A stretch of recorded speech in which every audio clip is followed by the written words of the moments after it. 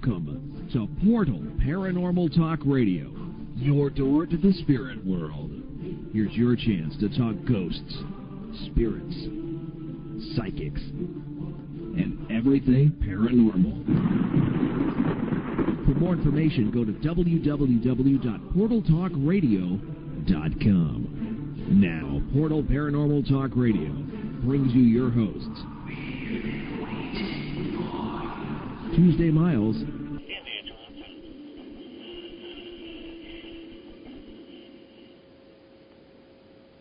and welcome to Portal Paranormal Talk Radio. I'm your host tonight, Tuesday Miles. And I'm Angela Thomas. Hi, Angela. How are you? I'm doing fine, Tuesday, and yourself? Oh, I can complain. I have a mile-long complaint list, and although that we only have a couple short 2 hours, so I won't use it tonight. But we have our guest on the phone already waiting for us, and we have Jeff Flander. Hi, Jeff. How are you? I'm doing great. How are you, Tuesday and Angela? Hi, Jeff. Good to have you here. Well, you don't want to ask me. Really, don't ask me how I am. Ask me how I was, and so we won't. I'm going to ask you. I'm going to ask you something no one ever asks. How will you be? In like a week. I will be better. I Good. will be better. That's what the whole important thing is. Awesome. So, Jeff, in my hand, I'm holding this book that I had to call. You know that I called you about after I received your book, Who's Haunting the White House? And I was so excited about this. One of the things is that when I felt the cover of it, and it's got this little doodad picture on it. I mean, it is so cool. Thanks. I love the book. You know what I mean? And you have written. How many books is it now, Jeff, that you've written? This is my 9th. Who knew? Amazing. Who knew in your family that you were going to grow up and write all these books? Yeah, not my mom. She didn't think I'd graduate college. Oh, no, I couldn't see that. Did you? No, you didn't school? know me in college. Did you enjoy college or school? I enjoyed it way too much. Okay. This is a family show, otherwise I'd go into lots of details. What got you started writing Who's Haunting the White House, Jeff? It was actually, it's a book that I've been thinking about for a long time. I've wanted to write for kids really since college. That was the first thing I wanted to do, but then I kind of got sidetracked and got into journalism and things like that. But as I've written books for adults, I've come to realize that a lot of these famous historic places that have ghostly legends get an awful lot of school groups in there. And I'd be talking to docents and tour guides and historians who would say, yeah, these school kids are just inundating us with requests to talk about the ghosts. And some of them, had a no-ghost policy, but others said, they used it as kind of like a bait for the kids. They said, all right, if you listen, if you pay attention, if you're good, at the end we'll talk about the ghosts. And then the really innovative places actually incorporated the ghosts into the tours. They used ghosts as a learning tool, and I said, wow, that is just one very cool way to teach history. And so I came up with the idea. I said, we could teach history this way. What a wonderful angle, because anyone who does paranormal investigation knows that you also have to be a historian. The two go hand in hand. Absolutely. You just can't have one without the other. And so, because if you're going to have a ghost, you need to go back in time and learn who lived at this location, who died in this location, what might be their motivations, all that stuff. You have to go sleuthing through history. And I think, what a wonderful way to do it. And so I figure, first of all, the White House is one of my favorite haunts in the world because, number one, the witnesses are just so highly credible, between, presidents and first families, but also the staff, if you consider now granted, to get elected, you could be as crazy and batty as you want to be. Well, let's talk about how'd you get yourself inside the White House? I snuck in. I went over the fence. I evaded security. I broke in. It was easy. It was so easy. No, just kidding. By invitation only, yes? What's that? I thought it was by invitation only. No, actually, it's not. Okay. Here's the interesting thing about the White House.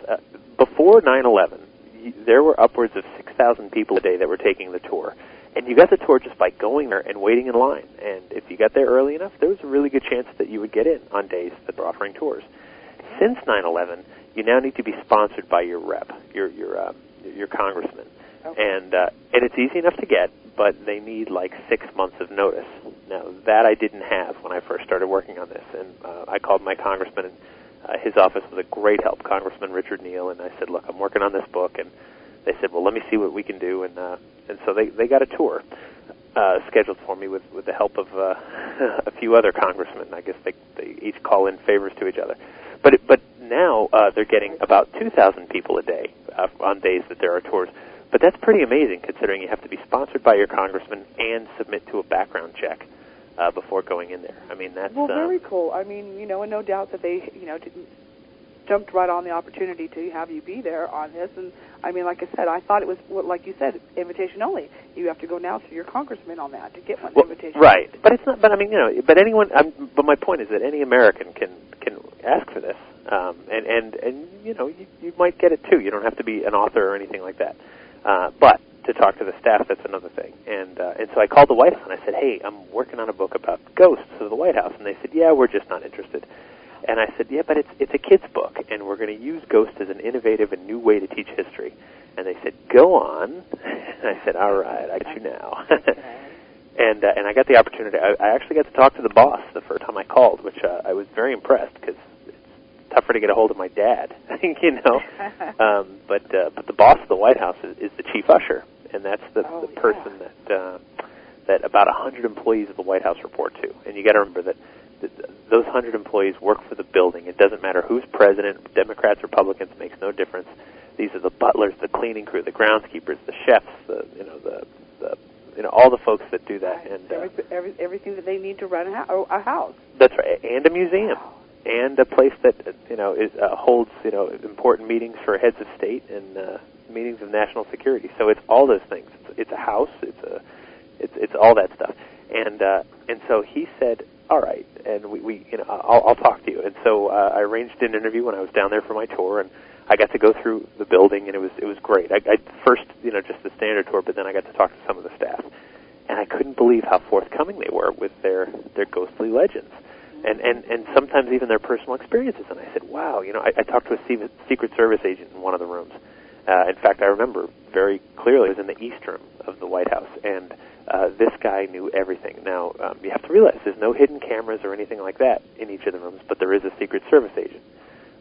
There's no cameras because this is somebody's house. This is where foreign heads of state come for meetings, and they don't want to be spied on. Right. So, but these agents are there, and they're sharp, and they know everything about the room. It's amazing the resources they are. They can tell you not only who painted that painting, who's in the painting, but where the picture frame came from. That chair came from Chesapeake, Virginia in 1843. The carpet was brought in 1994 by the Clintons. And I said, well, what do you know about ghosts here? And without pause, he said, well, we understand Abraham Lincoln's been seen upstairs near the Lincoln bedroom, and a British redcoat's been seen near the North Portico. And I said, wow, you just said that in the same tone of voice that you talked about the carpet and the frame and the chair. And right. I said, it's like it all fits in perfectly. I mean, how he cool didn't. would that be to see? How cool would that be to catch Abraham Lincoln on film as a ghost? Oh, on film, well, that's another. But but the fact that the guy didn't even blink when I asked about it, I thought that was pretty cool. There was one staff member who just a few years ago actually was going upstairs on the second floor to turn on the lights one morning. That was part of his duties, and he saw sitting right outside of the Lincoln bedroom, Lincoln sitting with his legs crossed, his hands folded, looked right at him, and then disappeared. And you say, wow. I mean, you have to remember, to work in the White House, you've had a background check. You've had security screening. You've had psychological screening. You've been drug tested. Right. You have security clearance well beyond all of us. So if you say you saw something, you probably did. These are good, credible people. Not that other people who see ghosts are not credible. I'm just saying the credibility is built in when you work there. That's a really good point that you make there on that. Actually, I believe them. You're right, because the fact that they have gone through all that, one-on-one examinations with them on it, and they have everything that you were ever about on records. There's about you too. Right. It was, but also too, like, to stand in that place, to stand in that building was an amazing thing. And I don't consider myself even remotely psychic, but there's a power to the building. You stand there and you say, oh my God, every single president stood where I'm standing. Every one of them. Maybe not Washington, but we know he was there for the laying of the cornerstone. He did pass away before the building was completed, but they all stood there, Lincoln and Kennedy and, John Adams and everybody in between, Andrew Jackson, and you just go, wow, this is something. I mean, everybody, the guys that are on your money, look in your wallet. They were all standing right where you were standing. Absolutely. This is America. Actually, it's America. You're in the United States. That's the who's and the what's there on it. I mean, Jeff, this is and the opportunity that you had, not only with the book but with your, interviewing everybody in the White House, one in a lifetime opportunity on this. And I figured, you'd probably be the person that would ever do this. Anyways, you happen to have this good luck on your shoulders. Everywhere you go, you come up with people always want to talk to you. I have been blessed. I've been taken seriously by. I was taken seriously by my congressman who said, I said, hey, I'm writing a book about ghosts of the Lighthouse, and I need to get in there. And they jumped to action. They really helped. They were a big help. And I said there must have been something in my tone of voice that worked. And I've already mailed a copy to my congressman as a thank you. I said, here's the book, check it out. How sweet, how sweet. Well, Jeff, let me ask you, what was it like when you walked in? Did they let you go into the Oval Office? No. No, in fact, there's a lot more places you are not allowed to go than where you are allowed to go. The museum part is really the main first floor. And to their credit, if you go to whitehouse.gov, the official website, there's an extensive library of photos and things like that, where if you just don't have the means to get to Washington, D.C., and you don't have the connections or whatever to get in there for a tour, you can see quite a bit through their website. That first floor is what you get to see, and there's many historic paintings of past presidents and things like that. You get through the East Room, the main hallways, and all this other stuff. The East and West wings, which is where the Oval Office is, that's administrative, and that's definitely off limits. As is the second floor and above, because that's the living quarters of the first family. And the only way to get up there, unless you work for the building, is by personal invitation by a member of the first family. So, so even to get to the Lincoln bedroom, that's you got to be someone special. And sadly, I don't make the kind of campaign contributions that will get me anywhere near. Well, Jeff, now you've had a lot of experience with the paranormal. You are the owner of Ghost Village, which is a very large paranormal resource site. Did you, while standing at the White House, have any sort of paranormal or an exceptional experience? No, I did not. And I'm not surprised. I wasn't expecting to. You have to realize that you go and visit these historic haunts, even places that seem to be pretty active. In the White House, if you read the accounts, there's plenty. There's not just one or two. There's quite a lot. But I was only there for a few hours. The people who are most likely to experience something are people who live or work in a location. Simply, the odds are with you because you're putting in the time. You're there for 40 hours a week or more. You live there. You know the building inside and out. Those are the people that are most likely to have experiences. Don't get me wrong, you might visit and you might get lucky. I recall seeing a photograph someone took while walking into the White House of they took of the South Portico, and there's a figure standing up there, and they said, I don't recall there being a figure up there, but this is what I got on my camera when I took the picture. Now, the problem with that, of course, is that, okay, you don't remember a person being there, but there really might have been. It's not the picture was so far away, it just was not a really controlled kind of experiment. But at the same time, the most I found about ghosts in the White House came from staff and first family members who lived there and had those experiences. Okay, now, Jeff, I told you that I was going to, drill you on some of the information that you had written in your book, and I want to ask you, who was the architect's name that Washington actually chose to design the White House? James Hoban. Darn it. Okay. Yeah. And for the record, I wrote this 2.5 years ago. Okay, well, that's good for me on it, not good for you. And James Hoban was, and the deck was totally stacked. There was a contest put out with a $500 prize to the architect who could design the best plan, and people were submitting all kinds of plans, and Washington didn't like any of them, but he did like the work of James Hoban, and he said, well, why don't you submit something? And here's what I like. Here's my house. Here's what my house looks like. So Hoban modeled it after Washington's house. And oddly enough, he won. How many years did it take for them to complete the White House? It was completed November 1st, 1800. All Hallows, All Souls Day. Pretty cool, huh? Mm-hmm. Ironic, I think. And how many years was that? I think it was it 7 years? Are you quizzing me? Almost. Add another. 8. That's what you wrote. 8 years. And how many workers? 8 years, and using both slave labor and foreign skilled labor who were stonemasons and things like that. Yeah. Oh gosh, I forget how many. You know, when I read that, the fact is that they used slaves, over 100 slaves, which Right. they borrowed from local, you know, what you wrote about local farms and stuff, that, you know, curious enough that, you know, today that would be like a, you know, major taboo to have anything in regarding slaves, but slaves actually built the White House. That's right, and that's how it worked back then. That's how it was in the late 1700s, and the wonderful thing about the White House in general is that the history of the White House is so intertwined with American history. You can't talk about one without the other, and that's what I loved about choosing this as a subject, is that you could cover so much, and that was the challenge. I mean, it's a kid's book. If you were to really write about the history of the White House and include everything, all the presidents and all the stuff that happened in and around there, and the policies and wars that were affected, I mean, you'd fill 1,000 libraries. Oh, absolutely on it. And, you know, and I have to mention to our listeners out there, the illustrations on this book are absolutely beautiful. I mean, and who was the one that illustrated this? This was Rick Powell. He did an Powell. amazing job, yeah. Oh, my gosh. You know, he did an absolutely amazing job on the illustrations.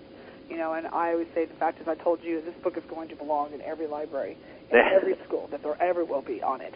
Let's talk about Abigail Adams. Yeah. Abigail Adams is one of the earlier ghost sightings. You have to remember, when John and Abigail moved in November of 1800, the building wasn't even finished, first of all. There was still wet plaster on the walls. They were still completing the main staircase. But, you know, they had enough money to build a building, but there was no furniture inside. So John and Abigail were from Braintree, Massachusetts. They had their house in Braintree, and they certainly weren't going to move down to Washington knowing that they would only be there a few years. I mean, there was terms. So, you know, they kept their furniture in their house. And so they had this giant east room that had nothing in it. And Abigail Adams figured, well, you know, hey, why should I go outside to hang the laundry, you know, and brave the elements? I'll just hang it in the east room. Might as well make use of the space.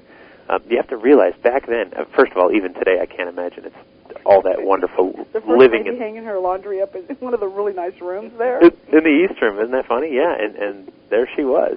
Hey, why not? And you have to realize, the building was cold, it was drafty, there was no plumbing, indoor plumbing, of course, back then, and the only means of heat were fireplaces. And when the rooms are that big, fireplaces are very inefficient, and so the only way to be warm would be to be really close to the fireplace. If you were even 10, 15 feet away from the fireplace, you may not feel anything at all.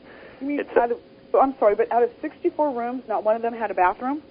No, not back outside? then. It was there was no indoor plumbing at that point. Now, keep in mind, the White House has been renovated quite a bit, you know, since, and now there are plenty of bathrooms. And well, yeah, but you'd think that they could take one of those 64 rooms and put an outhouse in it or something. You know, yeah, but then you've got to. You don't walk outside to go potty in a building. Oh, no. They had, you know, you had bedpans and stuff like that. Oh, they did? Okay. Sure, you know, yeah. That's what I was thinking. Oh, you're just saying about the plumbing, as the water goes, as far as that goes. Okay. Yeah. I would not put up with that at all. No, you didn't. No, the president didn't have to go out on the south lawn. Thank you. There were. Well, the outhouses there, yeah, absolutely. Isn't that funny? Where we all, you know, I'm working on another project now, and I got to interview an astronaut. It's totally unrelated, but I think it's funny that the biggest question that every astronaut gets all the time, forever, since the beginning of the space program, is, how do you go to the bathroom in space? And I just think it's funny that, you know, here we are talking about these ancient times, and that's the first place our mind goes is, well, how do you go to the bathroom? We're animals. It's amazing we walk upright, isn't it?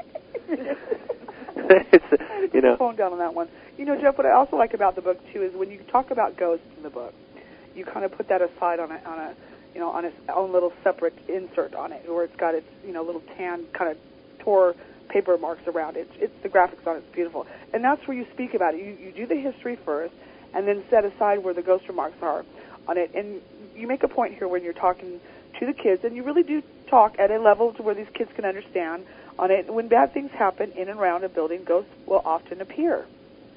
And so, is it that, do we expect the fact is that every time something bad happens, there's going to be a ghost there? Have we documented that to this day, that really that's what happens? Is that what, you know, we expect that? No, I wouldn't say that it's a definite. In fact, sometimes nothing bad happens and there's a ghost there.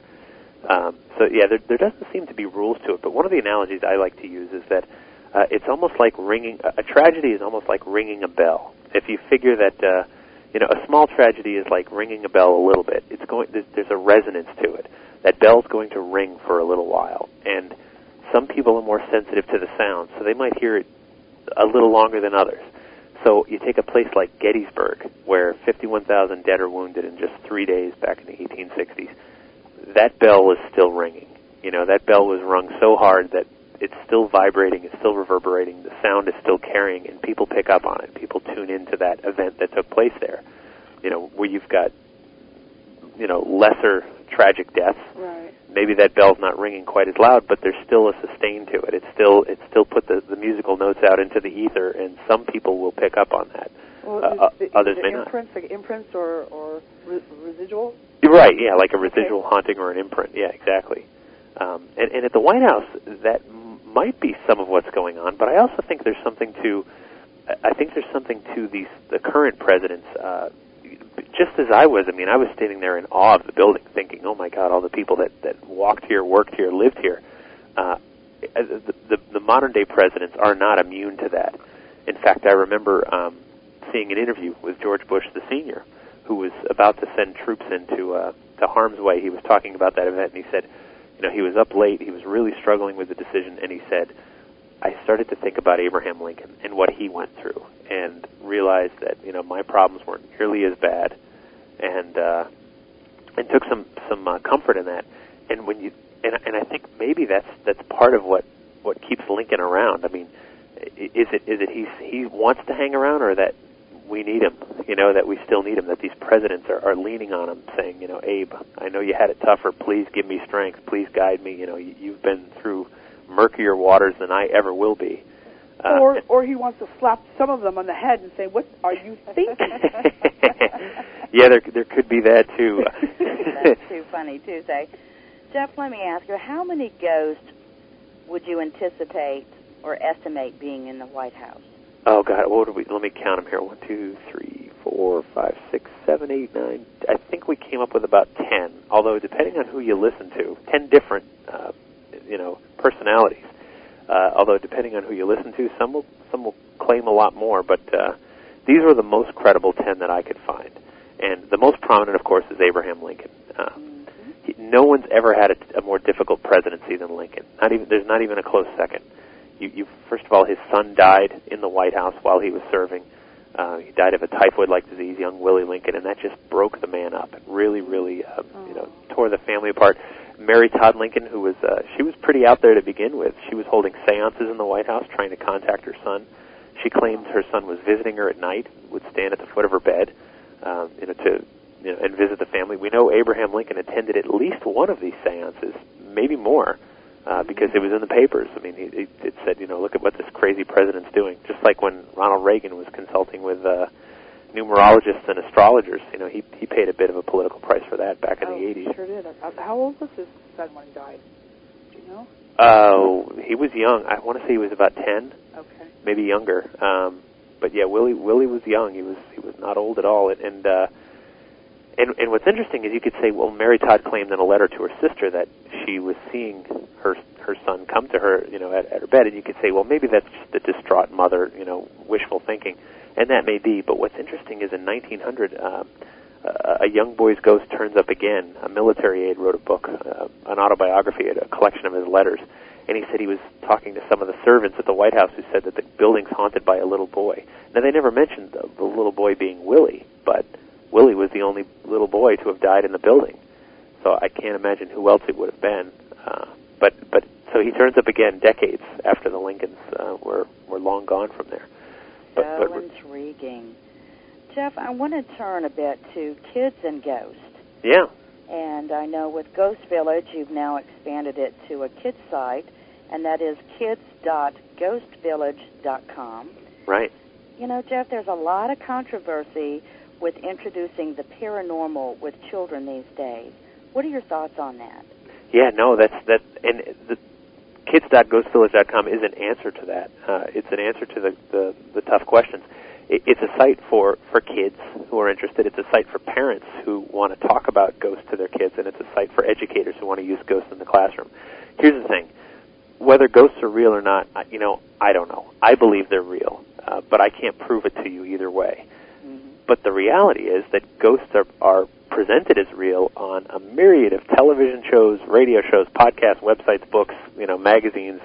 If you turn on TV on any given night, there are a lot of shows that are telling you ghosts are real. Fiction shows like Ghost Whisperer and, docudramas like Ghost Hunters. And, Ghost Adventures and Paranormal State and Psychic Kids, and, it goes on and on and on, and there's more in the works. I mean, these aren't the only shows out there. And so kids are exposed to that, and kids are interested from a young age. So kids might be told that there's no such thing as ghosts, but they're not so sure. Or even worse, if you've got a family that's living in a house that they believe may be haunted, how do you talk to your kids about that? Oh, exactly. And so what I did was, first of all, I put together a great advisory team, which includes a PhD who works with children, a psychologist, and that also includes a children's book author, 2 professional educators, people that I can run this stuff by and say, okay, we're not going to talk about religion here. It's the parents' responsibility to talk about how this does or does not fall within their religious belief system. We're not here to preach anything. We're here to talk about what we know and what kids know and what kids can and should be told in regard to this. And so, it is a touchy subject, but if you consider that kids are being told this stuff is real by late night, not even late night, by primetime television, they have questions. And how can you as a parent talk to your kids about that? And so we came up with some guidelines based on age. If kids are interested in paranormal investigation, we've got some guidelines for them. Hopefully it's something that they can do with their parents, where you're doing it the right way. You're asking permission.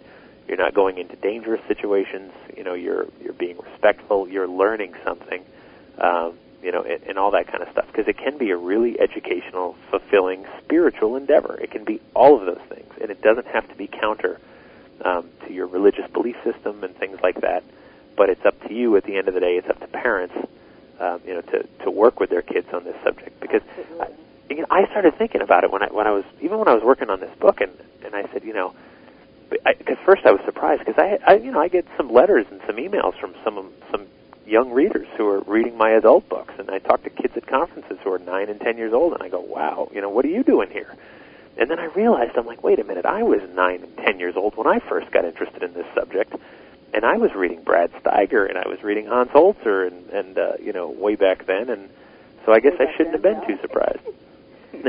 And you've got a child, or you've got a daughter yourself too. That and also too, who her dad is very much into everything about ghosts and then some. And so for doing this for her too. And what I like about this, because I'm on the site right now looking at it. You've got everything categorized from ages 3 to 4, 5 to 7, 8 to 12, 13, and up. So you have really thought a lot about the different age brackets on this too on it. And here's the thing, I get I have another group I belong to, and I get so many parents writing, my child all of a sudden starts waking up at night at the same time, scared out of its mind. And I keep hearing this jibber jabble, and it's baby monitor, and they want help thinking that they need to parent this child differently. Well, maybe the fact is there's a ghost there that's waking this baby up. They're hearing strange noises coming from the room, but they're still not clicking and understanding that that's what it is. And so, unfortunately, when I write them back and say, well, have you ever thought about this? And, of course, the light bulb goes off, Oh, right. My gosh. So it's, Jeff, there's so much amazing stuff in here on it. And you got Ghosts in the Classroom books, Ghost Hunters. There's discussing with your kids. I love the fact that, even Scooby-Doo. Scooby-Doo was a ghost investigator. That's right, absolutely. And the topic is a lot of things to a lot of people. At the end of the day, the parents have to be involved. You can't expect anyone else to raise your kid for you. But a lot of this was also born because I got stumped on an interview a few years ago. This was before my little daughter was even a twinkle in anyone's eye. I had a book come out, and a reporter near where I live was asking me, a newspaper reporter. He said, "Hey, do you have kids?" And I said, "No, I don't have any kids." And he said, "Well, if you did, what would you tell them about ghosts?" And I went, I don't know. And so I've thought a lot about that in recent years, and kids.ghostvillage.com is really an answer to that question, what I would tell them about ghosts. And, gosh, my daughter, man, she's already exposed to it. She walks into my office and there's ghost books everywhere, and she'll say, "Daddy's book," and and maybe a ghost here and a ghost there too in your office. Yeah, right. Yeah, they do follow you home, whether you're admitting that you see them or notice them or not. But as all the places that you visit, you have had to have something follow you home. Well, I keep them in jars on my desk, and I sell them on eBay for $29.99. Let us know how you bottle those, because I could make $1 million plus some with those. It's very carefully. It's a very on it. But and also too with the shows. Now I know that Psychic Kids really got hit upside the head, I guess, on a lot of it. Their episodes they had. Chip Coffey being well known and his work that he's doing, and here it is. They bring these kids in to investigate or even learn about their gifts in these very haunted, negative houses. Right. And I really think that that's where a lot of this started with the controversy regarding bringing kids involved with this. What is the right age group that the kids should be involved with this? Are they too immature to, understand the concept of it, the dangers of it? Yeah, first of all, one of the guidelines that we put on the site too is that, first of all, if you're an adult that is a paranormal investigator and you've got kids and you're thinking about bringing them along an investigation, power to you. That's wonderful. The best guideline I can come up with is if your kid is mature enough to, handle, say, a trip to a museum, and I don't mean like a children's museum, I mean like an adult museum with dinosaurs and stuff like that. If they can go through there for a couple hours, pay attention, be interested, and come out, I'd say they can handle a ghost investigation. That being said, if you're dealing with something that you think is really evil in some private residence, don't bring your 13-year-old. Don't bring your 10-year-old. That's not the place for them to learn or experience anything. I don't think that's appropriate at all. If you believe you're dealing with a dangerous haunting or something much worse in a location, you just shouldn't put your kids into harm's way. Knowingly put your kids into harm's way. That doesn't make any sense in the world to me. You're absolutely right. We have some people out there that don't use that common sense in their head. Yeah, the other thing too you want to be careful is that labels on children is such a dangerous thing. The last thing a kid wants to be is special or unique. Kids want to blend in. Kids want to be part of the crowd. And when you start labeling children, it can really alienate them from their peers. And you have to realize when they're very young, parents are the most important people in their lives. Once they get to be adolescents and teenagers, peers are the most important people in their lives. And so it's a touchy age, and it requires good parenting. Absolutely. And getting advice from good people, preferably people with lots and lots of letters after their name. Yeah, right. Like P's and H's and D's. You're very true on it. And same with my kids. They don't discuss this with their friends at school, what Mom does. They might know that I have a radio show, but really not know what it's about.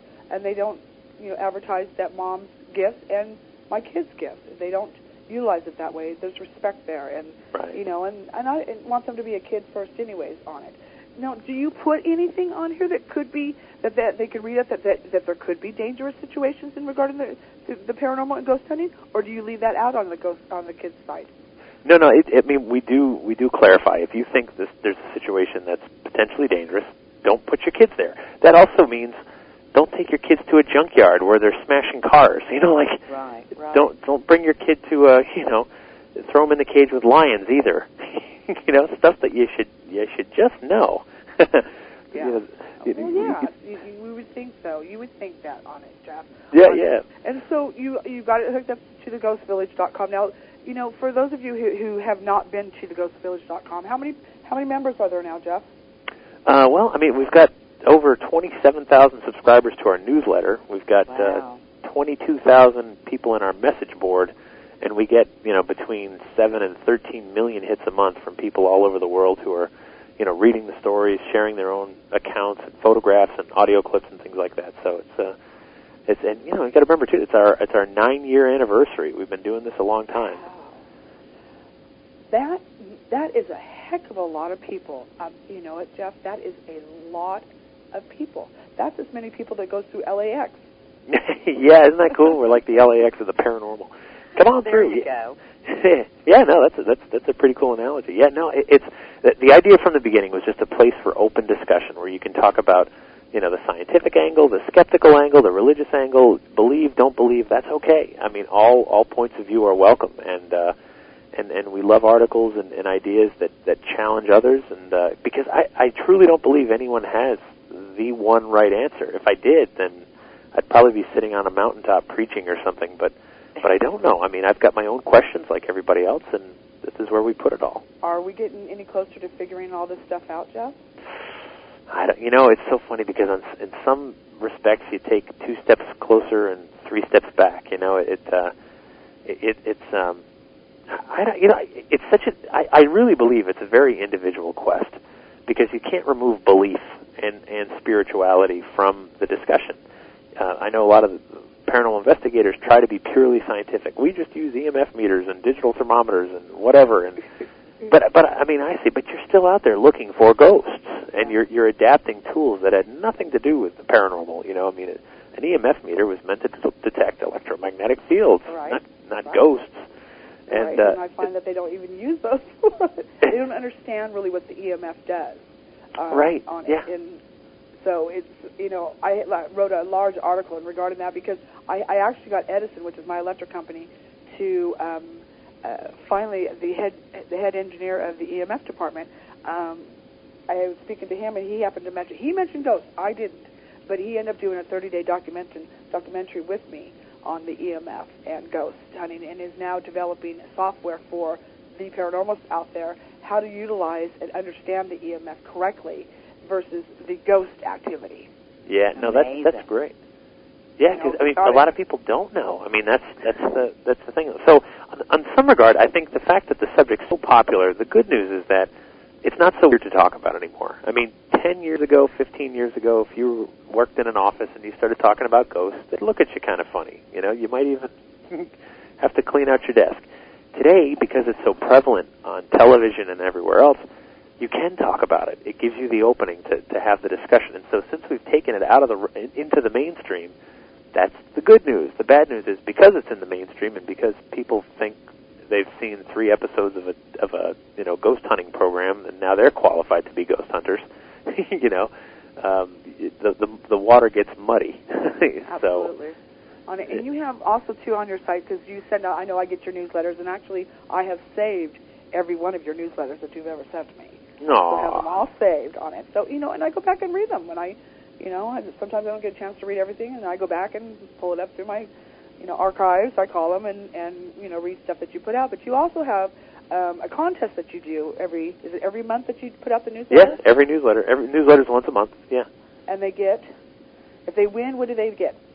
Well, it's a different prize every month, but usually it's an autographed book, a Ghost Village T-shirt, a Ghost Village sticker. Most times it's my books, but other times it's other authors that I'm friendly with, or that I think their book is really something special, and we're happy to do it. We're happy to get That's a lot of stuff. Yeah, no, that's a lot of stuff too, and your contest is based upon giving information, or seeking the information that you want for the contest. Yeah, right. We ask a trivia question that can be answered, and I'll give you a tip. Some people haven't figured this out, but the trivia question can always be answered with content that was added since the last newsletter. So it's only something new. We don't ask about anything that's years old or anything. It's only within the last month. So if you're someone who pays attention quite a bit, you have a good chance to win. Well, I feel a win coming on. I don't know, Angela. I've never been able to do it. Well, Jeff, what's coming up around the corner for you? What are you working on? Well, I mean, it's October, so I mean, I'm doing a lot of lecturing this month, and a lot of media and stuff like that, and that's always wonderful that we get this. We're interested in ghosts 12 months of the year, of course, but the rest of the world seems to only pay attention this month. So we have an opportunity to talk about it in mainstream media, and that's great. I always embrace doing that, and I figure if we can get people thinking things and listening, and maybe they'll stick around a little bit after November 1st. I'm working on two. Yeah, so I'm working on 2 more kids' books. Sorry? I said you do travel quite a bit. New Hampshire, Massachusetts, and you're in you're going to be on Fox News Channel. There you go. Yeah. I mean, you've got all kinds. Colorado, Long Beach. Yeah, he'll be in my neck of woods. I'll bring him a little cookie basket. Awesome. I mean, how awesome is that? Even in Canada, you're going to go to Canada also. Yeah, that's there's these great events that are happening all over the place, and they're so wonderful. If anyone hasn't been to a good ghost conference, now they're not all good, sadly, but a lot of them are really wonderful opportunities to go and discuss this subject in detail. You can hear from some really sharp people on the topic and share ideas, because there's so many people out there that are so catty in the paranormal. It's so weird, considering none of us has the one silver bullet right answer, and you hear things like, well, this is our turf and you can't investigate here, or, it's like West Side Story, Yes, I know. Exactly.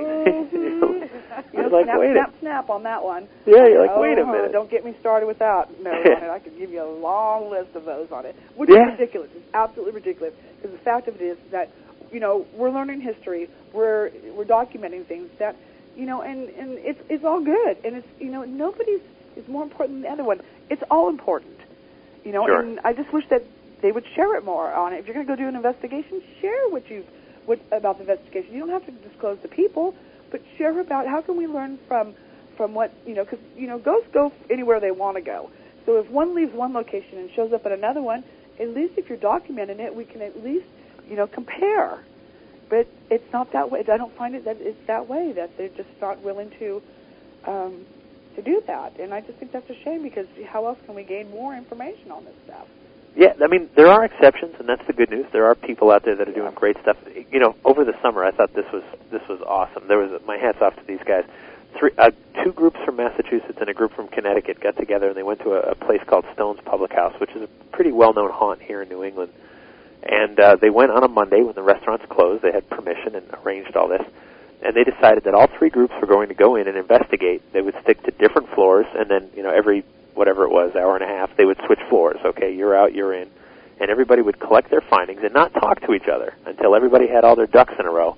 And then they'd all get together and throw it all on the table and say, this is what we found here, this is what you found, and isn't that interesting? We got hits in some of the same spots. Or we didn't. I'm like, that's great. We need more of that kind of stuff. Yes. See what I'm talking about. It's all good on it. For some reason, I'm thinking that you do a radio show yourself. Don't you do a radio show? No, I mean, I've been on a lot of them. I'm actually, once a month I do help co-host the Spooky South Coast radio show. Okay, maybe that's what it was, because I was looking through here and I'm thinking I could have sworn that you were doing something.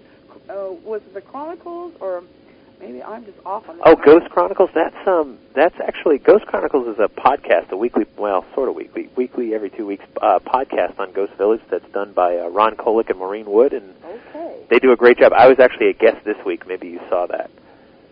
They've done 75 episodes, and I've only been on twice. Wow. And it's hosted by Ghost Village. Wow. Well, I'm just thinking, Jeff, that you're going to go more into the documentaries than where you are right now. I have a strong feeling that that's your next huge endeavor. Yeah, there's such demand for this content, and that's great. And I'm happy. I talk to a lot of different kinds of folks about a lot of different projects, and I'm very lucky, because I get to work doing what I love. I get to write books, I get to lecture on the topic, the website, I get to correspond with really interesting people from all over the world, and I'm very grateful to have that, to have this job, and, it's been 9 years coming, and, which is a lot longer than many people have been doing this. In the last 4 years, you've got The World's Most Haunted Places, 2004, Communicating with the Dead, 2005, Encyclopedia of Haunted Places, 2005. There's 2 books in that year. Here's another one, Nightmare Encyclopedia, 2005. 3 books in 1 year. Yeah, that was a hard year. I don't recommend writing 3 books in a year to anyone. Well, you got 2, Our Haunted Lives and Ghosts of War, both 2006. Ghost Files, 2007. 2008, Weird Massachusetts, and that's a travel guide that you did to Massachusetts. Oh, you know it. That's Massachusetts. Massachusetts. I know that word's got to come out better on the map. And then Who's Haunting the White House, also 2008. So you're putting out, here, 2 or 3 books, a year on this. And there's countless books. I guess we're going to have to get a whole new library shelf for you. Yeah, no, it's like I said, I'm blessed to be able to do this, and I'm grateful for the readers who are keeping me employed. Thanks for the job, and thanks for the discussion. And what's good too is that I know you guys. I'm sure you guys find the same thing now that you're doing your radio show regularly and things like that.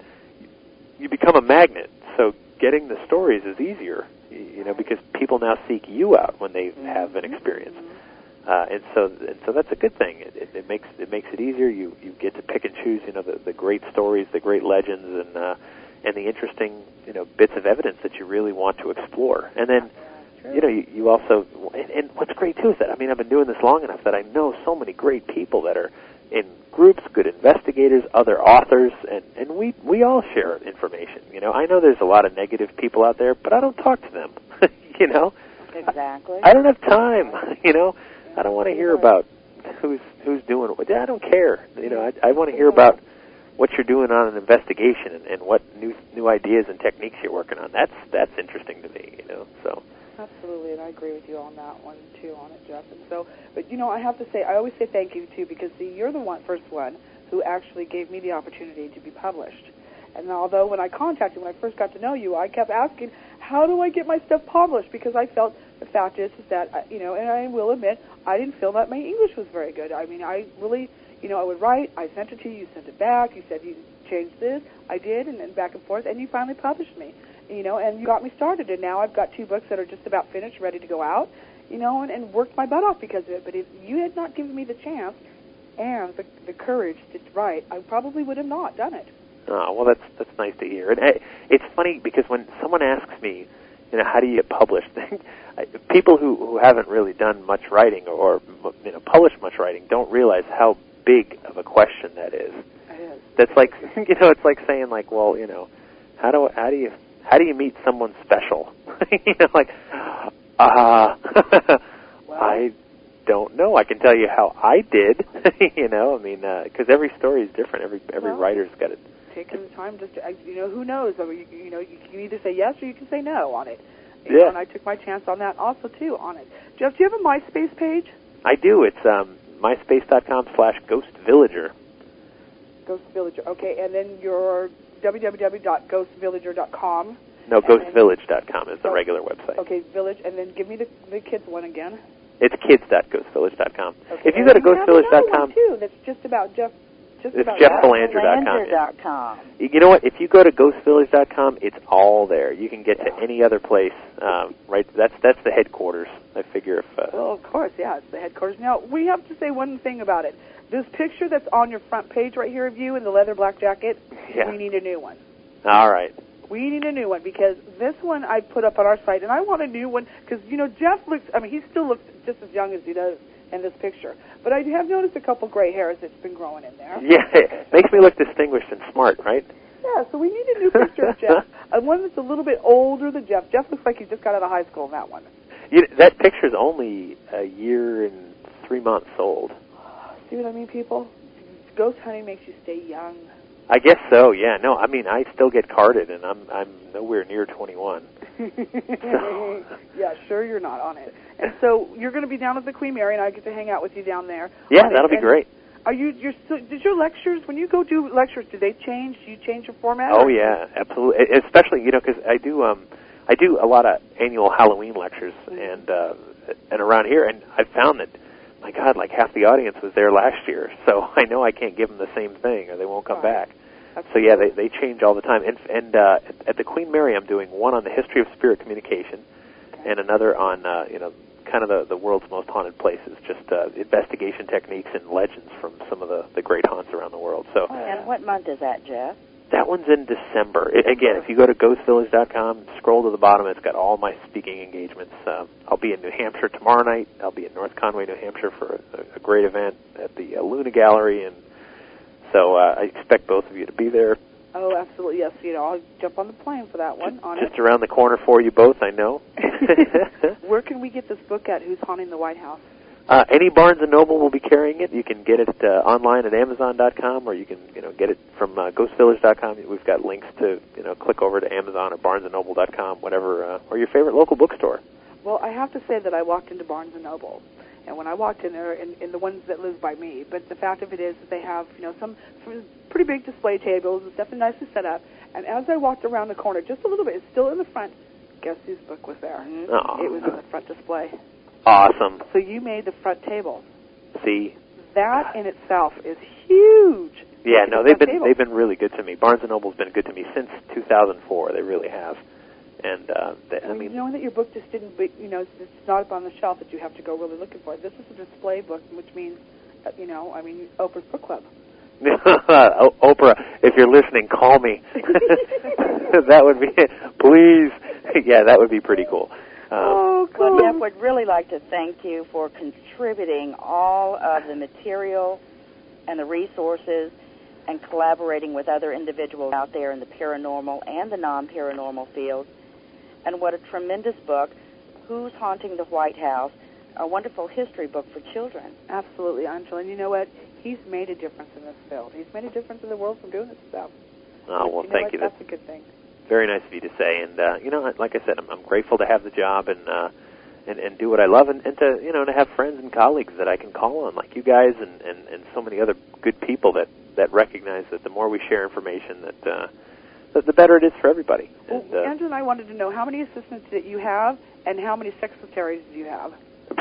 Because we were thinking all of this stuff, there's no way this man could do this alone. Yeah. Well, I'll tell you, with the website, I do have a lot of help. I've got an editorial board. I've got a team of moderators that run our message boards. That is definitely a group effort. But the books and everything else, yeah, that's I'm on my own. That's on your own. Wow, Angela answered our question, didn't it? Absolutely. Wow, on it. Well, Jeff, this is it. We're going to call it a night for this one. You know what? Thanks for joining us. It's always great to have you on. Yeah, and thanks I love for the having book. me. You know I do, because I absolutely called you and said, "Oh, it's your best one yet. It's your best one yet." And even though all of them are good, I love children's books. This is the best way that you can help children is to give them a book. Don't give them candy for some for Easter. Give them books. This is how we educate our kids. Yeah, no, I'm an advocate of reading, and so I do appreciate that, and I'm really excited about this. I'm excited Absolutely. to be. Well, we'll look forward to more children's books out there, Jeff. All right. Okay, we'll talk to you soon. Thanks, Jeff. Thank you, guys. Jeff. Good night. All right. Well, we will going to break here, and when we come back, it's just going to be Angela and I, and we're going to be talking about dreams. We've got some wonderful information regarding it that we're going to share. And if you have a dream that you'd like to share, if you're in the paltalk.com room, come in and hang out with us there and share your dreams with us and see what we can come up with some answers for you on it. And you listen to Portal Paranormal Talk Radio. I'm your host, Tuesday Miles. And I'm Angela Thomas. And we'll be back in a few minutes.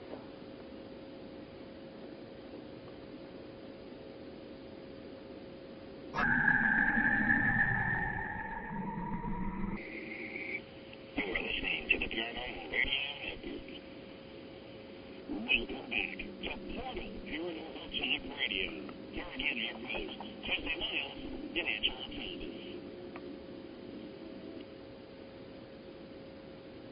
And welcome back to Portal Paranormal Talk Radio. I'm your host, Tuesday Miles. And I'm Angela Thomas. Well, Angela, that was a great interview. I love Jeff Flander. Oh, I know. And isn't it wonderful that he has put all these things together for children? He has, and not only that, with his ghostvillage.com, which is huge.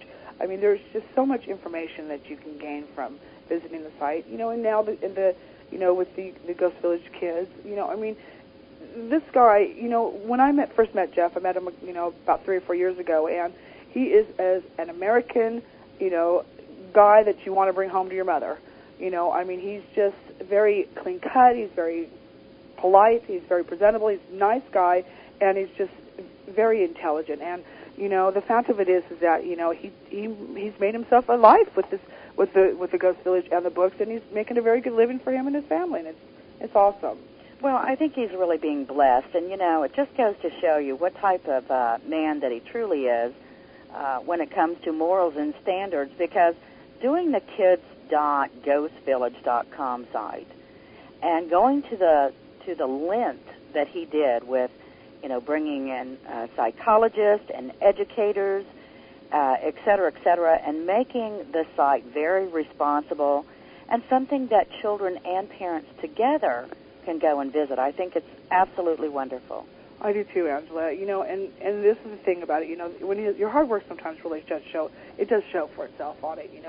Mind you, the fact of it is that he worked for a long time and not having all of this crew that he has now that helps him with all this stuff. I mean, he was a one-man team and did it all by himself. But to have that many people visit your site, over 1 million people sometimes each month.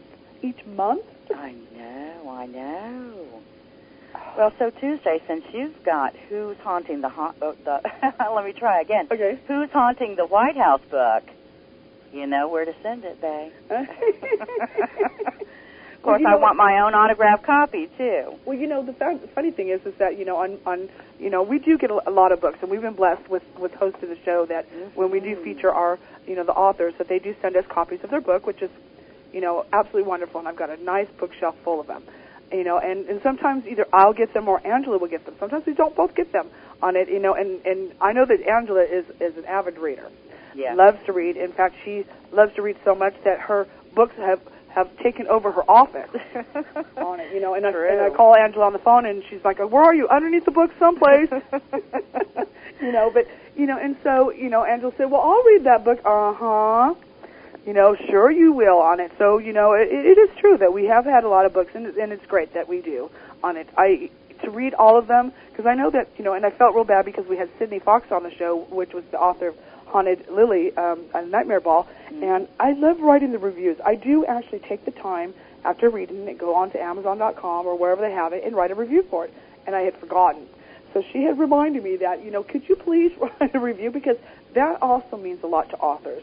So, I mean, if you have a book that you loved, or maybe sometimes you don't love, but, take the time to find out where they sell their books at, because most of them are always on Amazon.com, and go write a review, because that really helps the writer know about how people are liking their books. It gives them feedback, makes them a better writer, plus it helps, too, in getting their books out there. Exactly. And, Tuesday, a lot of readers out there don't know how to contact the author and say, look, what you have written has certainly changed my life, or changed my perspective, or changed me in some way.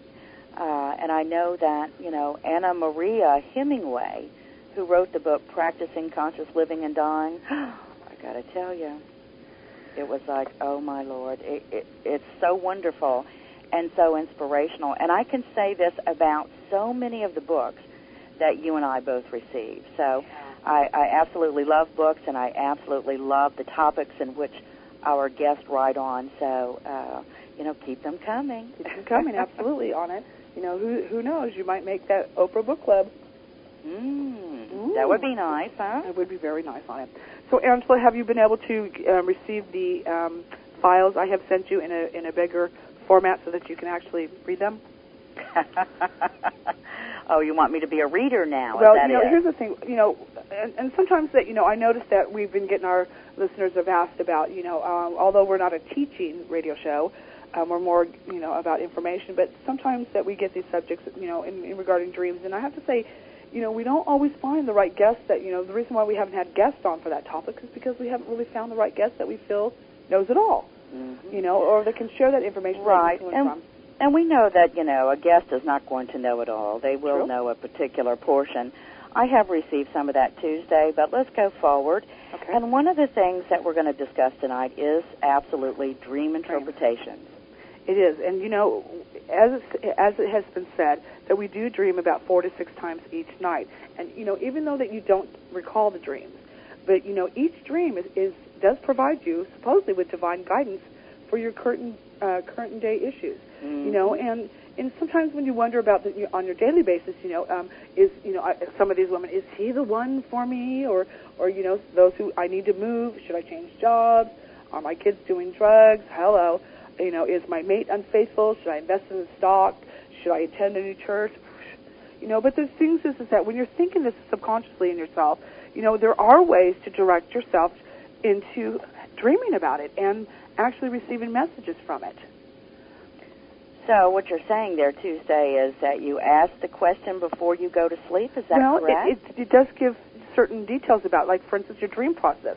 And it's, speaking on how it works. And, now, of course, laying down. Now, there is this thing now, and this might sound silly to some of you, but there is this technique. It's called hum. It's spelled or you can say hum or hue. It's H-U or H-U-E, but it's pronounced that way.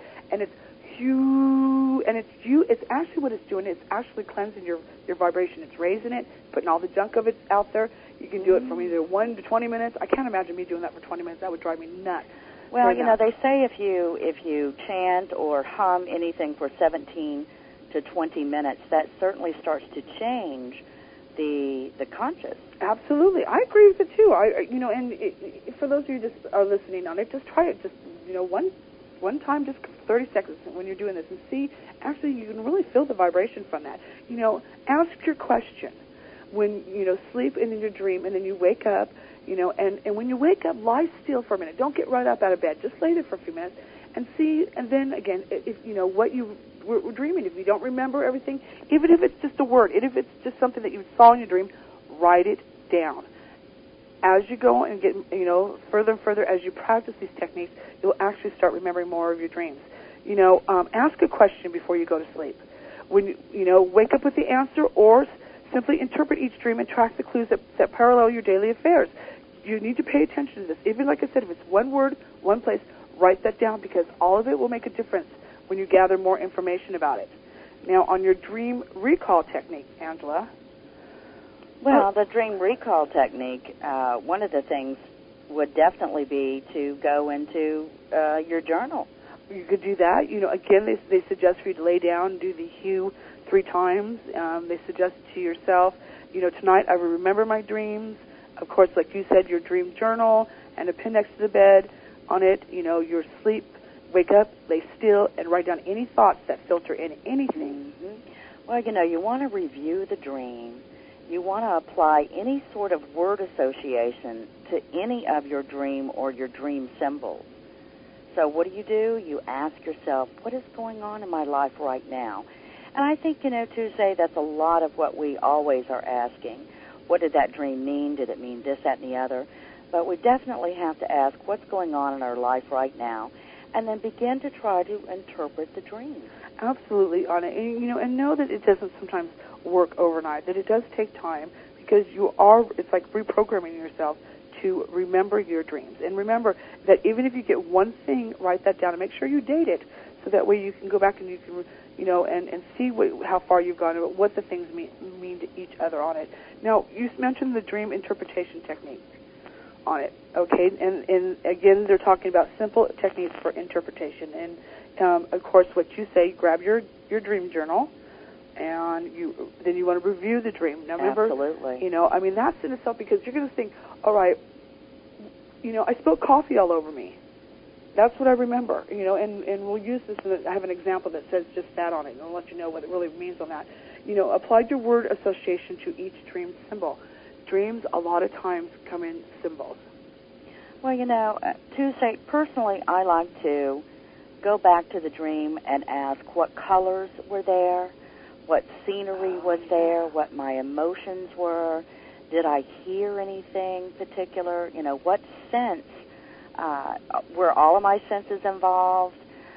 So it's very important when you're reviewing that dream and, trying to apply that word association to really get down to the nitty-gritty. I agree with you on that one, too, because, and remember that each dream symbol is meant for you personally on it. And they also talk about those dream books, and we'll get into that afterwards, but on it. So you have to remember that each dream that you have and the symbols in it doesn't mean that it means that same symbol to somebody else. It could mean something completely, totally different. So don't compare with somebody else what their symbol meant, because it is different on it. You get yourself all confused. So Tuesday, let's say, for example, that you dreamt of water, and I dreamt of water. Right. Now, it could be tap water, ice water, a river. But if you and I both dreamt of a river, are you saying that it would have 2 separate types of interpretation? Completely. So we can't really rely on, let's say, a dream interpretation book. Nope, is that not correct? At all. That's correct. Ah. And, a lot of people have those dream books. And not to say that, they might work for the person who wrote it, because they're basing it upon their own symbols, their own dreams. And they're writing about that. But the fact of it is, Joe down the street has a dream with that certain symbol in it, which they write about, say that it has to do with don't cross the road and look both ways. that his is completely, totally different. And so we get, people get confused and say, well, let me look it up. You're having this? Well, I'll look up my dream book and see what it means. Well, what it means is what it meant for the person who wrote it. Right, and not for the person who's having the actual dream. Huh. Completely separate. Well, what is your belief system, Tuesday, on precognitive dreaming? I wish that there was never such a thing, Angela, because I find that it confuses people so much on it. And also adds anticipation, anxiety, worry, fear. A lot of those things it does for people. The fact of it is sometimes if it's, you're seeing something that maybe is going to happen, maybe in a negative aspect of it. I've seen people stop living their lives, not wanting to go outside because the fact is they dreamed they were going to get hit by a car. But, was it a dream, or were they able to separate it and say, okay, a precognitive future event that I'm dreaming about now? How would they know that if they were not, constantly having precognitive dreams? Well, and after a while you kind of figure it out that there's something, that's going on there. You have these, dreams can be anywhere. Like, for instance, when I had that one dream about a friend of mine was getting swallowed by the whale. Mm-hmm. And then it happened to be that another friend, an investigator team that I was working with, the woman that was head of that team, had the same dream the same night as what I did. But, it was two separate, even though we both had the same dream, which is really odd in itself anyways. But I still feel that both of our meanings were separate. It did not mean the same thing with each one of us. But the precog ones is it that we have these precognitive dreams and we're supposed to do something about it? Well, I believe that, we're given insight Tuesday so that we can try to plan for it or divert it. Or, I can say my feelings about precognitive is also to help us deal with it ahead of time on an emotional level or a mental level. It could very well be. To prepare us for good and bad. Well, that's true. And here's an example from, on how to interpret this. It says Brad dreams of being in jail, and then he's released. So the word association from that is jail equals no freedom. That's one way to do it. Now, what's going on in his life right now? He's considering a career change and is not sure if it's going to go the right way. Mm-hmm. What's the message? Make the career change and go for it. It will bring freedom. See, so, really, breaking it down and looking beyond that to see really what is going on in your own life and the decisions you have to make or the decisions you shouldn't make on it. It's also trusting yourself, trusting your self-system. That has a big play into it, Angela. Well, I agree with you. You definitely have to trust yourself to say. But a lot of people, I believe, are very confused about interpretation. And then, of course, some are not. But, they may want to interpret it for what they wish will come out in the end result. Oh, that's very true. And here it gives another example. It gives example 2. Michelle dreams of being in jail and then released. Word association, jail, equals being locked up. What's going on in her life right now? Michelle started a new job at a bar. She stays after work and has a few beers before driving home each night. What's the message? Don't drink and drive or she will end up in jail. So, there's that message there too, honey. Can we, like you said, is that a precog dream? The fact is it gave her information saying to her that if she drank and drove, she was going to jail. Amazing. Would you call that a precog dream? I would call that a precog dream. Well, I wouldn't say as a precognitive because, a precognitive dream is really going to give you very specific things. Let me give you an example of a precognitive dream I had many years ago, and it still is rather haunting to this day. I dreamt of an individual that I did business with. And I saw in the dream, I was standing across the street from one of his businesses, and I could see him lying in a pool of blood outside. Okay. I knew what he wore. I saw cars that were moving in front of me because, I was across the street. I could even smell the gas fumes.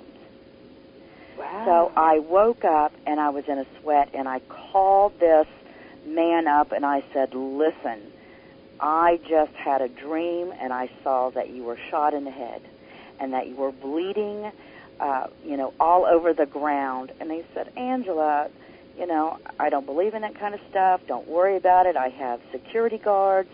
I have my own weapon here anyway. My wife and I are very secure. Thank you very much. Well, I think it was the following day, maybe 2 days later, I received, page after page after page. Long story short, he was leaving the business. He and his wife were. She got in her car. He started to get in his, and the security guard was standing there, and he told the security guard, go on, go ahead, I'll be fine. I just have to run back in and get something. Well, when he came out, someone from across the street fired a gun. No kidding. And he fell to the ground. Ooh, gosh. And he fell in the exact same business location that I saw in the dream. He was wearing the exact same clothes, et cetera, et cetera. So you see, that I can remember that like it was yesterday, because the emotions were tied in there and all my senses. So when we have precognitive dreams such as that, like that I just explained, we know that is to say, hey, we need to contact that individual or individuals that we dream of and say, look, you need to be aware or you need to be alert. Now, we've done our responsibility. We've taken care of our responsibility of passing on that message.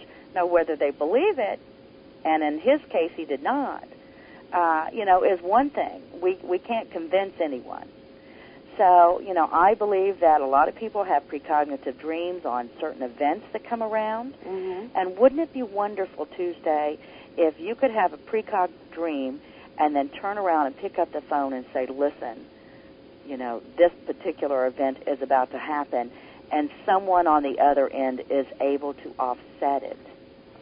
Yeah, and then I'd worry about the fact of it is if I wasn't able to, stop the event from happening, that I'd be the one going to jail from it, because many people have.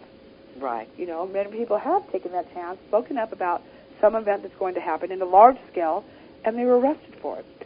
So here's that catch-22, Angela. Do you do you take that risk and go out and try to find somebody that will listen to this and react to it, or you leave your message and then you hide for a couple weeks, making sure that you're not going to get busted for it because you had nothing to do with it, but they want to know how you knew. Well, I understand exactly what you're saying there, Tuesday. But, I believe that all people have psychic abilities, all people are given precognition, all people are given deja vu. We all share this in common.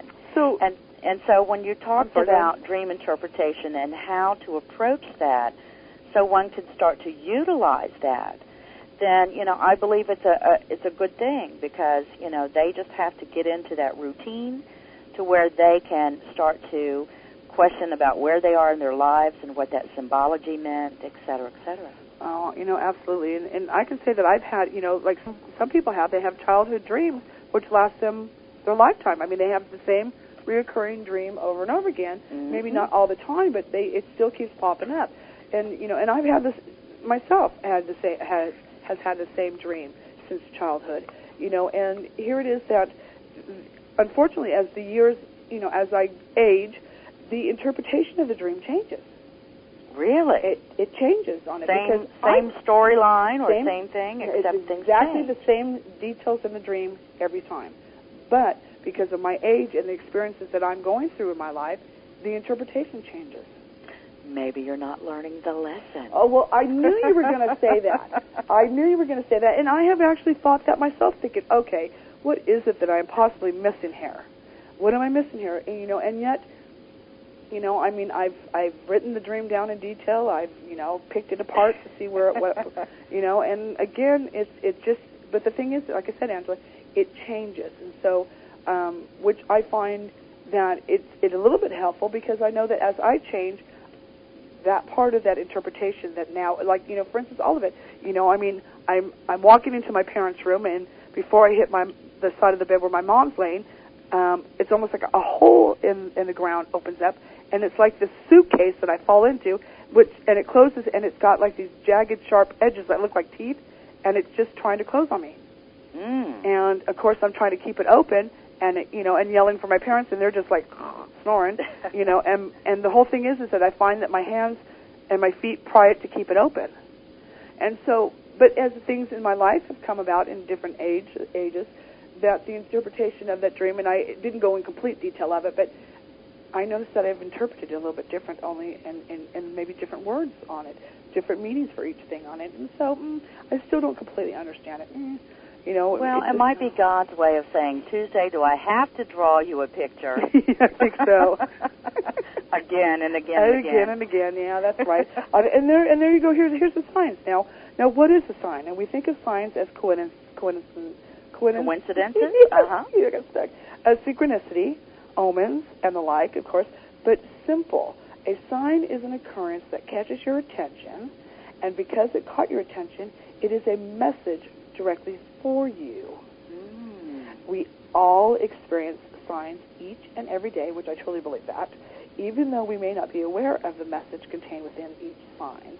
But signs can work much the same way dreams do, as a personal recognition and message interpretation for divine guidance. And so it goes on after. What does it go on after that? Angela, go ahead.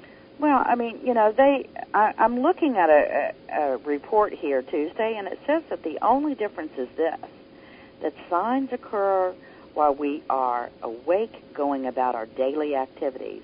And signs can also be shown up in dreams as well, as we well know. Therefore, signs are more prevalent than dreams because we are awake for longer periods of time than we are asleep. So each and every sign that you experience provides you with divine guidance for current issues.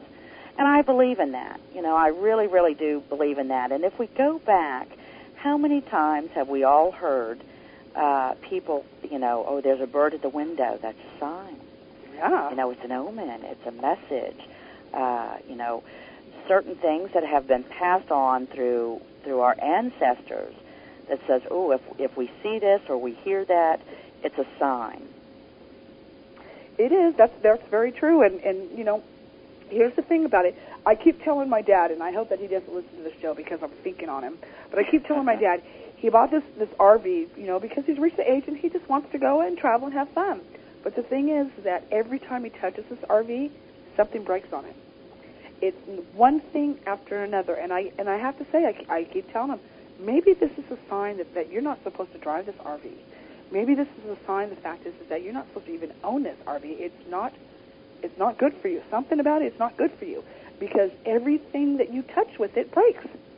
And you've put out so much money on this thing, you could have bought a brand new one. So exactly. where do we draw the line where we actually stop, look, and listen that maybe somebody's trying to give a message to you that this is not good for you? Well, I have to agree with you there, Tuesday. And a lot of people, though, want what they want when they want it. And so, and with the example of your father, he just wants to be able to have that RV no matter how much money it's going to cost him. Oh, dear Lord. But, I do believe that we ought to pay attention not only to signs but our dreams, because psychologically our dreams help us to work things out. And so if we pay attention to the signs and the symbols and, the emotions in our dreams, we can help ourselves. Yeah, I think, we can. I mean, some of us are really, it's going to have to take a bat to hit you in the head to get you to finally notice it on it. Okay, let's go through the sign process on this, Angela, and how it works. Okay, go ahead. Okay, so let's hold a question lightly in your mind, okay, and go about your day. And you can do the hum again on it, the now and then for ongoing clarity, okay? Recognize a sign, a coincidence, synchronicity, something just plain old or odd. And at that moment, recall what you were just thinking about. The sign is directly tied into that specific issue. Interpret the message contained within the sign. Now, to me, that's a pretty cool way of actually, trying to get this to work with you and trying to teach you how to acknowledge the signs is by thinking of something and then really paying attention after you're really thinking about that and see how many things, pop up. Whether you're listening to it on the radio and all of a sudden it starts singing a song about rainbows, and that's something that you wanted to sign for, is that, to see rainbows. Or, so you look down and you see a puddle of different colors of oil that looks like a prism of rainbows. I mean, it just comes in so many different ways.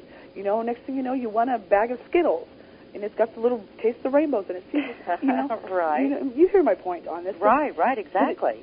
To me, that is an awesome way to try to program yourself to really understand and look for the signs from things, because they're not always obvious, but they can be if you pay attention. Well, I agree with you. I mean, I think that dreams and signs are obvious. It's just that our belief system, keeps us from wanting to believe what we just received as a message. Oh, yeah. Oh, and absolutely. That can't be. For example, if we have John and Jane Doe, let's say John Doe is thinking, will she marry me? And he goes to sleep.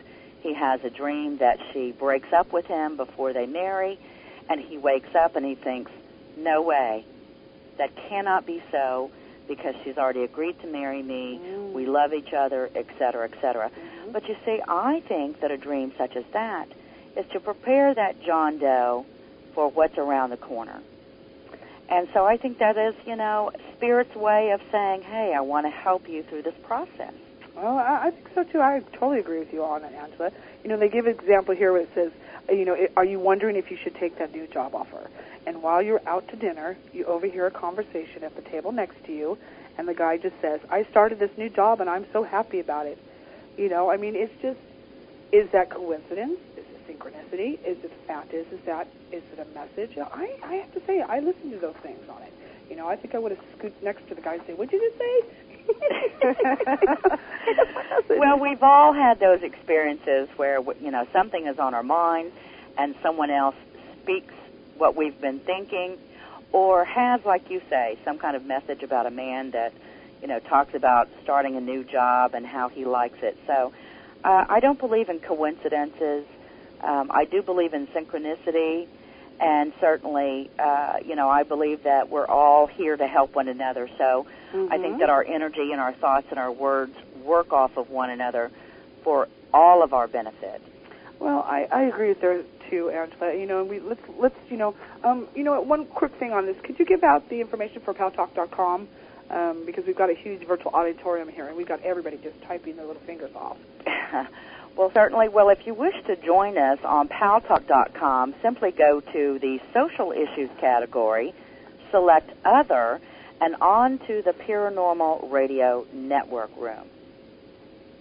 And that's how you can join us on it. Absolutely on it. And so reading over the articles, what they're writing in here on it, so let's make sure that we acknowledge them, too, on this, Angela. And I know that Vela is actually writing a whole lot in regard to that, saying that, I read back here that he's not too sure. He thinks that we kind of mixed our minds from the past to the future on things and our dreams together on it. Is that possible? Do we do that? Maybe we get mixed signals that way if we're just kind of actually, throwing everything together in our memories and stuff. And how can we actually determine what the difference of the two is? Maybe you missed something in the past. Maybe that's why you're getting something from the past into the future on it. I don't think that we're going to be limited on really what we dream about. For instance, if you're thinking about you have to go to the dry cleaners all day long, and all of a sudden you dream of the dry cleaners, and all of a sudden you get there and the door shut. That you missed that opportunity. That was yesterday's news, but is it still, I think it still will show up in your dreams if it's something that you're still missing an opportunity on. Well, I think that that's one reason why we have our dreams, right. In that particular example that you gave. But again, I think that our dreams help us with our past because, many people out there have a past that they cannot let go of certain issues. They can't let go of, a loved one that hurt them or, whatever the case may be. And so our minds work that out in dreams. Our minds work that out for us to not only resolve that within ourselves, but also to forgive and to move on. And then again, we go back to the future tense of things. I think our minds, I know our minds give us, what's about to happen right around the corner. And so just think of, how vast our minds are. And we're connected to the universe, we're connected to spirit, so that, it's unlimited. Look at the huge resource that we have in dreams. And so like you had explained the dream process and how to, discipline yourself so that we recall the dreams, or if we wake up and we say, dang, I didn't remember that dream, but if we just take that extra moment and start to say, okay, what colors did I see? What words did I hear? What sounds, were in the background, et cetera, and write them down. As soon as you, get those images, then we'll soon start to develop things. Now, Jose Silva wrote a book on the Alpha Method, but he also wrote a book regarding the power of the mind. And he really discussed how we could utilize, like you were saying Tuesday, will I get that job, or I have something at work, I need a solution. And so once we start to discipline that dream process, that information will come to us in a dream. I wish that they would start, in my dreams, start giving me those lottery numbers. That would be really cool. Okay, all right. Now, I'm talking about, I know that Jose Silva, right. The Power of the Subconscious Mind, right, wrote about how he personally had, this huge problem at work, and really focused in on the problem and asked to receive the answer in a dream, and it certainly came to him. And it came in the dream, okay. Mm-hmm. Well, we probably all are getting a lot of answers in our dream. It's just the fact is understanding how to interpret it. That's the key word. And even Vela says back there, to try to interpret it. Well, you know what? Like you were talking about and I was talking about, really look and see what's going on in your life around you, that's surrounding you in regarding that. There's different terminologies for different words. But, there's always, don't you feel that there's something, a key issue in your dream? There's something always very vibrant or stands out like a sore thumb? It always seems that there's always something in your dream that you recall the most.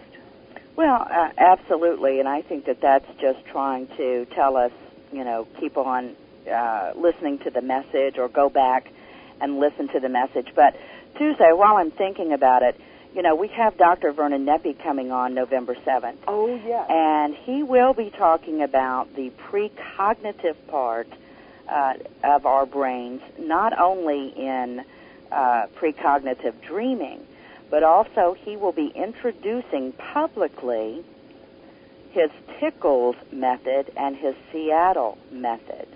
Now, I have to tell you, Tuesday, he has 8 psychics in which he researches, and so he has a lot of, information to share with all of us. And so, we really have to save a lot of this for Dr. Vernon Neppy on precog, especially when we, look at it, whether we're receiving it awake or whether we're, going through our dreams. Well, and not only that, he says, I always say Dr. Neppy, he intimidates me because he's such a smart man. Good God, he really is a genius. He is a genius on it, and his, we had a lot of feedback from our listeners when he was doing the Deja Vu series with our show, and so, I learned a lot about it. The fact of it is that, I really actually notice more Deja Vu now because of his shows than I think I had ever before.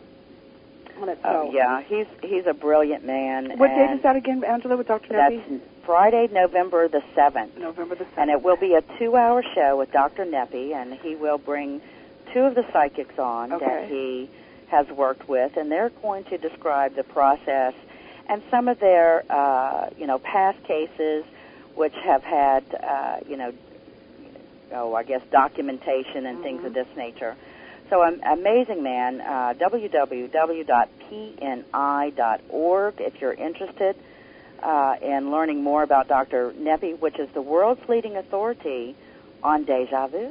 Well, that's not the only thing world's leading authority on. He's got, I'd say that he's got a huge, encyclopedia of things he's a pro at and knows everything about. He really does. He really, really does, Tuesday. He's more than just an expert on deja vu. Oh my gosh, yes. I mean, he's got, I don't know how many doctrines behind his name. A lot. He has, I believe, 5 or 6 degrees. He was actually considered, I say considered, he is one of the greatest minds of the 21st century. And so they've literally written books about this man. So very interesting to know about precog and how his approach from a medical scientific way is now leading the way in psychic research. Absolutely on it. You know, and while we're on that subject just for a second on it, let's finish the stream thing because I want to go on afterwards where we have a few minutes left actually to go over some more guests go ahead. that we're having too. But let's just go over real quickly on the setting up a sign technique. And this is what, you know, say, and I'll actually give out the information on the persons who actually has given us this information shared today on it. Okay, kind of like asking for a sign from God. And here's how it works. Ask a question. Select yourself a symbol. Any kind of symbol that you want to, just make it your own symbol. Mm-hmm. Okay? And then set up your timeline by saying to yourself, okay, I want to find out information about how my tests are going at the doctor's, let's say. And my symbol is that I'm going to hear information about a bus. You know, anything you want. I'm just using an example, okay? And set up that I need to have this information within 2 days. I'm giving it 48 hours, completely 48 hours of the time that I'm starting this. So within that next 48 hours, you're to look out for your symbol. Completely, totally look out for your symbol. Whether next thing you know, you might be surfing on the TV and you're seeing the TV program, the little yellow bus all of a sudden shows up. You know, you're hearing the wheels on the bus go round and round on the radio. You're seeing a bus drive by with, you know, one of their billboards on the side of it that all of a sudden has to do with what you're looking for at the doctor's. It says advertise a doctor on it. You know, this is the way that it helps you is by paying attention. You know, and then when you look out for your symbol, you're going to interpret the message. And it's simply put, it gives you like this. Ask a question, select your symbol. Go about your day, notice your symbol or not, and determine which direction to take. And it gives an example on this. Jason was wondering if he should enroll in school now or put it off for next year. If I go back to school now, I want to see the rainbow before 5 p.m. And the tip, the rainbow can be a spoken word, an actual rainbow in the sky, or even a rainbow bumper sticker. If you don't see your symbol, you have also received guidance. Now it says here also, too, do not pick an apple as your symbol and then go to the grocery store. Got to use your common sense because you know the apples are going to be there anyways. Right. I see what you're saying. Makes sense. So don't ask for the symbol and then turn around and go and find one where you know one's located. Well, you know, I mean, not only that, well, let me take a drink of water. 1 second. Thank you. It says here, you know, your soul has an overview, and it always knows what is best for you. Therefore, when you ask for divine guidance, your soul begins right away working on your behalf, in which I believe it does. You know, maybe not always for our good half, but it does for our behalf. Using your soul perspective, knowing soul does not operate on a timeline, is the reason why the craziest of symbols can appear, it says. Soul knows you in advance, what events are going to occur throughout your day, and gently guides you to select the perfect symbol for divine guidance. That's a lot of interesting information there on it, actually, on it. Tuesday, let me ask you, going back to creating a symbol, do you not feel that that's also like creating a spiritual language? You know, I agree with you, Angela. That's a good point that you just brought up, because in my psychic work, my psychic medium work, often I get, you know, a lot of times when I'm working with clients, Spirit gives me symbols. And I have to say, though, I actually do have a symbol catalog that I actually will write about that symbol that I got with that client. And it is very helpful for me to interpret it in the way that the client, you know, the messages should be, you know, and Spirit doesn't get so frustrated regarding it, that it makes my message a lot more clearer because I'm understanding what the symbol is. So whether it's you know, it's a universal symbol that I get to use with each client, it does come a little bit different, but it does have the similarity to it. But it's very important. I think symbols to me are very important in our lives. Well, yes, they're definitely important, and I do the same thing Tuesday, and I try to create more and more symbols. as I work, and I work as a psychic, and outside of the radio show. So symbology is very, very important to me. So if I get a particular shape or a particular symbol, I already know which way I'm going to go on that. Well, we didn't talk about the subject of nightmares, and I think nightmares are, they have its own chapter on itself. I myself, the reason I'm not talking about nightmares is because I really don't understand them and really how to interpret nightmares as much as on all these other things that we're talking about. And so we'll have to, do some research in regarding nightmares and night terrors too, and bring that up later on and talk about that on it. But I want to thank that Nicole and Michael Sebastian, which is with www.trustyourselfsystem.com. They're called the Dream Dudes, who was gracious for allowing me to share this information. They are experts on dreams. I would claim them experts on dreams. And so, again, their website is trustyourselfsystem.com. And if you really want to know more than what me and Angela missed on it, go to their site, because they've got just a huge amount of information that they can also share with you in regarding interpreting your dreams and understanding them and all that other good stuff. So I thank them for allowing me to share that information on our program tonight. Well, who might even be able to help us with that is we have on November the 14th, Pamela Heath. That's Dr. Pamela Heath coming on to the show. Yes, we do. And also Anna Maria Hemingway. I just spoke of her book earlier, Practicing Conscious Living and Dying, and so she can put her 2 cents in on dream interpretation, because I know in her book she mentions a lot about near-death experiences and other signs and symbols that happened in some of those stories. There's actually 20 personal stories in that book, but Dr. Pamela Heath is a firecracker, I got to tell you. And she wrote a book called Suicide, What Really Happens in the Afterlife.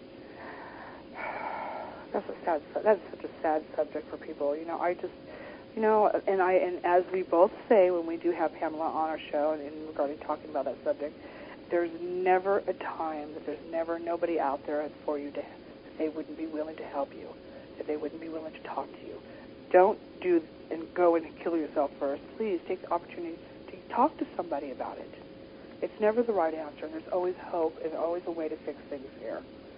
So don't do that to yourself. I agree with you there. But on the 14th, we also have it. Maybe it's not on your schedule, but it's on mine.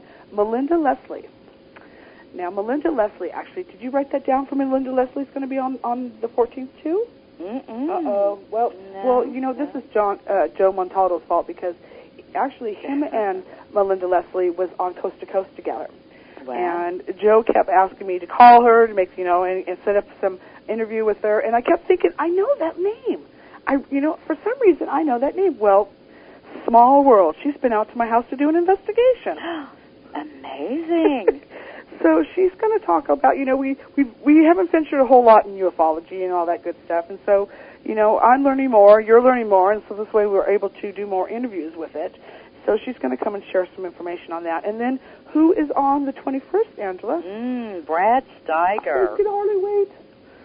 Over 167 books. And I'm going to be in 3 of them coming up. Oh, amazing. Well, I'm only going to be in 1, so you've got me beat. Well, this is the thing. When you have somebody send you an invite to write stories, to submit to their book, all of a sudden all these stories start coming out of your head. And you start remembering different events that, and write them down, people. My stories aren't any more interesting than your stories, and you never know. That's the fact of it is that I love telling stories. I'm a storyteller. So is everybody. Mm-hmm. And, Brad Steiger is known all over the world for 40, 50 years for his writings, for his books and the stuff that he does. It's like going into Stephen King's books, the chances of me getting in Stephen King's books is very slim. But I just, I happened to contact, Brad Steiger and just gave him a compliment about how I loved his work and his books, and asked if there was some way, somehow, someday that, I could submit something to him. And lo and behold, I got an email a couple of weeks later that asked for me to submit my stories. Yeah, he's a nice guy, and I did not realize I had so many Brad Steiger books until I started moving my books around in the office. You know, just a few months ago, I purchased Real Ghosts, Restless Spirits, and Haunted Places. Absolutely amazing stories in there. And so we have on the 28th of November, real quick, because we only got a couple minutes left. Angela, who's on the 28th of November? Dr. Gary Swartz. Híjole. Dr. Gary Swartz, absolutely amazing work Gary Swartz does. And he has a book called The Afterlife Experiment and also The God Code. Oh. So if you're not familiar with Gary Swartz, you can go to GarySwartz.com. And he is, you know, like I said, amazing. Researches a lot of psychics and so on and so on. Yeah, so he is the president of the Forever Family Foundation. He does good stuff. And then we're going to have Brian. I won't give out Brian's last name because he actually wants to keep it, silent. But Brian is a head engineer in the EMF department for a very large electrical company, and he's going to share with us the difference between EMF readings and what EMF is actually all about, the electromagnetic fields.